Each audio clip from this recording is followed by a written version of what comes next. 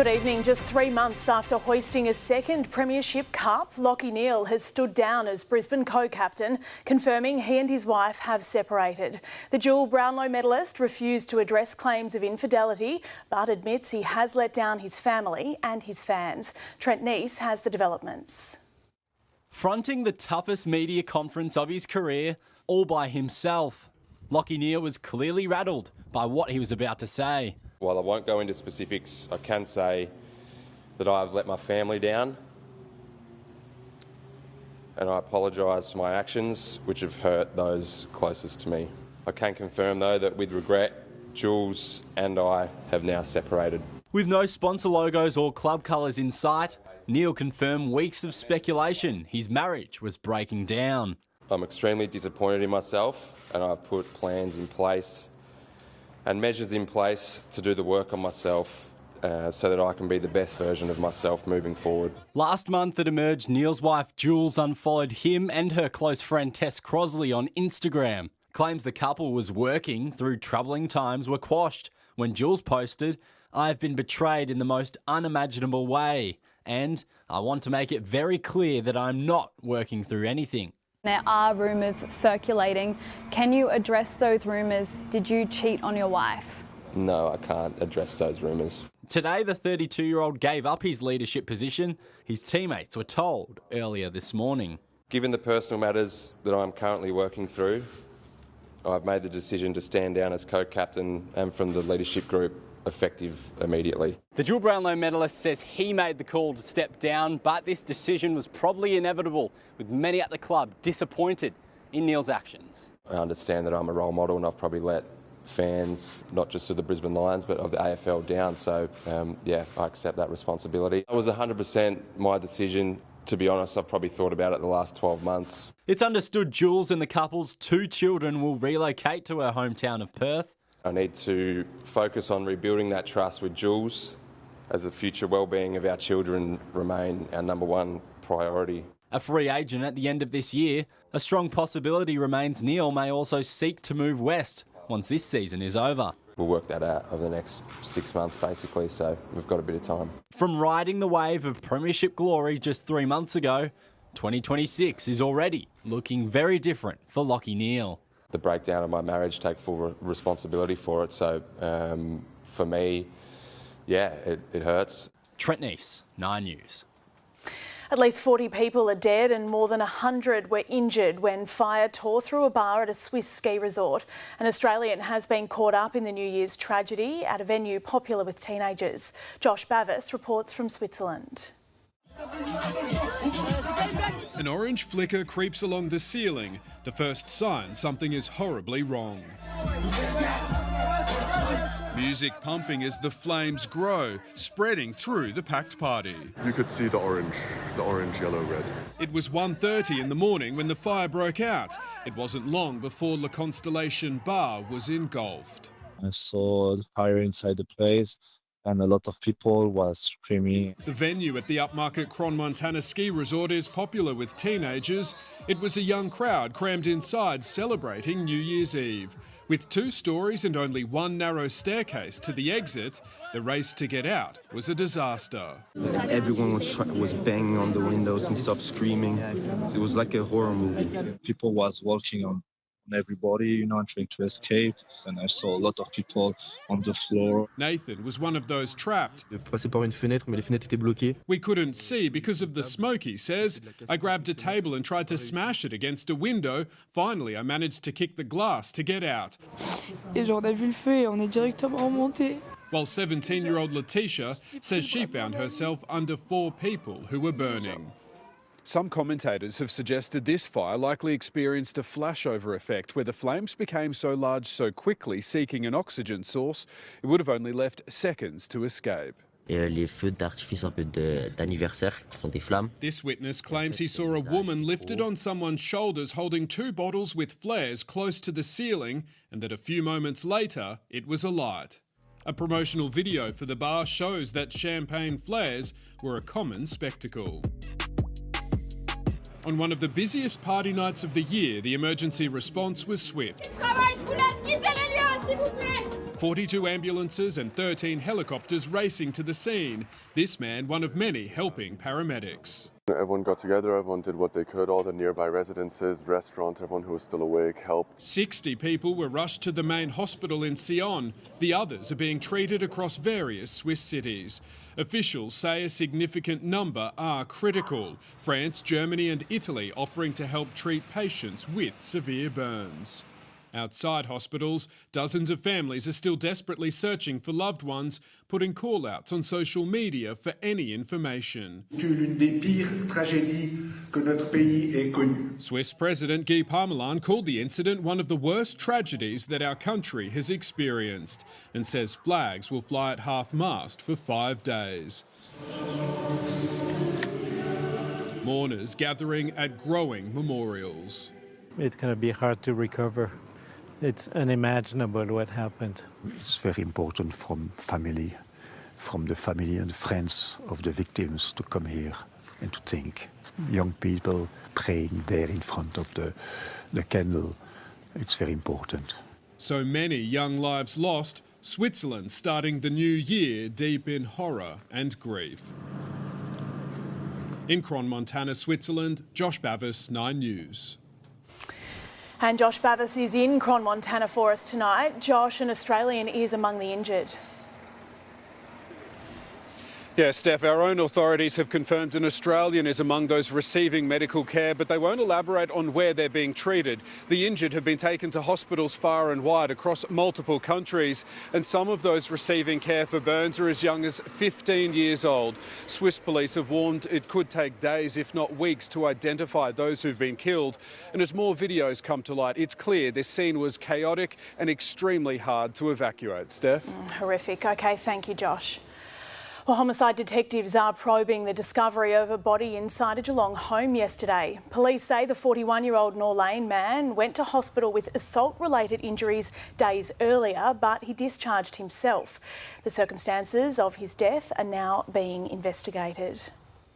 Calls for a royal commission into the Bondi terror attack are becoming louder and harder for the Prime Minister to ignore. More than 100 influential Australians have today weighed in, including CEOs, politicians, lawyers and athletes. Tiffany Genders reports. As a proud Jewish man and a business leader, Alex Vinocourt feels a duty to fight for answers to Australia's worst ever terror attack. The gravity of the situation and the seriousness of the situation, in my view, calls for the highest form of independent public inquiry. The BetaShares CEO helped garner support from 138 prominent Aussies, who today added their voices to the chorus demanding a royal commission. Also on the list, billionaire James Packer, former RBA governors Philip Lowe and Glenn Stevens, Western Sydney University Chancellor Jennifer Westacott, Endeavour Group CEO Jane Herdlicker and Olympian Grant Hackett. In an open letter, they're urging the federal government to get to the root cause of anti-Semitism.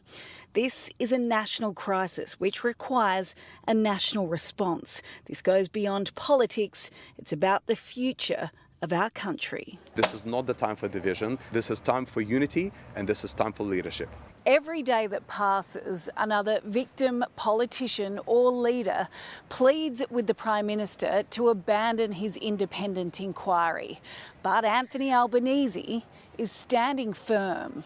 What is Anthony Albanese hiding and why is he not responding to these calls? People can want the same outcome but think that there are different ways of achieving that same outcome that might be more efficient. Tiffany Genders, 9 News. Despite those pleas, the Prime Minister insists on conducting an independent review rather than a royal commission. Conor McGovern explains what's behind the decision.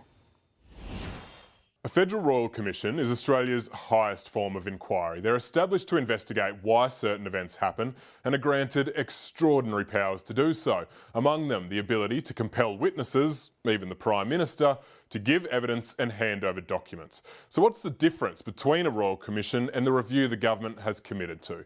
Anthony Albanese claims Royal Commissions take too long, typically between 2 and 4 years. The inquiry into child sex abuse took 5, but robo-debt was just 11 months. Instead, the Prime Minister has called an independent review led by former spy boss Dennis Richardson. Mr Albanese insists this will deliver an urgent outcome by April. The Richardson review will look into the actions of law enforcement and intelligence agencies in the lead-up to the Bondi attack. But the idea of a review has been criticised because it lacks the power of a Royal Commission and will not specifically investigate anti-Semitism.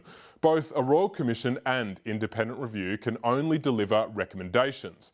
The federal government does not have to act on any findings. Members of a machete gang are still on the run following the Lygon Street attack on New Year's Eve. 2 young men aged 18 and 20 were ambushed and stabbed. Both suffered critical injuries. They're now in a stable condition in hospital. Well, a smoke alarm has saved a family of 4 who woke to flames spreading through their Bayswater home. As Julia Passarelli reports, priceless belongings were destroyed.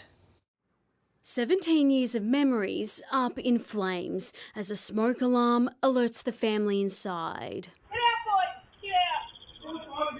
I look through the toilet window and I just see fire. It was very terrifying. 16-year-old Max Mitchell, his younger brother and their parents escaping the Bayswater home with their lives. The family's 2 dogs and cat also made it out. I run out that door and I see massive flames in the air, about 10 metres in the air. I saw a very big fire and people screaming, running around, help, help. The fire started in a shed just after 3 a.m. Within minutes, the flames had well and truly taken hold. Debris now litters the home. Everything in the shed destroyed, tools, lawnmowers, and a father's sentimental belongings that can't be replaced. Dad's memorabilia, like all his trophies, all his photos with his mates, just ash now. Investigators sifted through the damage to try to figure out a cause, focusing their attention on charred batteries. The family has been allowed back into their home to start the heartbreaking process of salvaging what they can. They're now working with their insurance to find temporary accommodation as they try to process how this happened. Relieved that everyone's safe and that we can go on with our lives now and try build what once was this house. Julia Passarelli, 9 News. 2 more teenagers have been charged with assaulting a tourist on St Kilda Pier in December. The 19-year-old woman and 17-year-old boy were allegedly part of a group that left the Norwegian man with serious injuries. A 19-year-old man was charged last week. All 3 have been bailed to face court in July. Police are still looking for one offender. Test star Usman Khawaja has announced his retirement, claiming in an explosive media conference that Australian cricket still has a racism problem. Holding back tears, the 39-year-old hit out at stereotypes and double standards and recognised the sacrifices his parents made for him. Here's Sam Jordan. The arrival of Usman Khawaja's family at the SCG was a telltale sign of what was coming. Moments later, he confirmed his Test career was drawing to a close. I'm here to announce today that I'll be retiring from all international cricket. The curtain coming down on a cricketing trailblazer brought to this country by his parents aged 5. I hope I repaid your sacrifice in leaving everything behind in Pakistan to come to Australia to give us kids a better life. Now he has a young family of his own, passionate on and off the field. That was on show today as he addressed criticism of his decision to play golf in the 3 days leading up to the first Ashes test, in which he then suffered back spasms. Everyone came at me about my preparation, and it was quite personal in terms of he's not committed to the team. He was only worried about himself. He played this golf comp the day before. These are the same stereotypes, the racial stereotypes I've grown up with my whole life. I can give you even more probably responses of guys who've had 15 schooners the night before and then gotten injured. No one said a word. That's all right. They're just being Aussie larrikins, right? They're just being lads. But when I get injured, everyone went at my credibility and who I am as a person. People are like, okay, Uzi's here. He's playing the race card again. I go, yeah. But don't gaslight me. It was part of a deep reflection. For close to an hour, Khawaja spoke about his religion and, of course, cricket. Dropped and recalled 8 times across his career. He's 15th on Australia's all-time Test run scorer list. I'm a proud Muslim coloured boy from Pakistan who was told that he would never play for the Australian cricket team. Look at me now. He made the decision to retire in Adelaide a fortnight ago and told teammates this morning. I didn't think I'd get emotional, but yeah, I teared up straight away.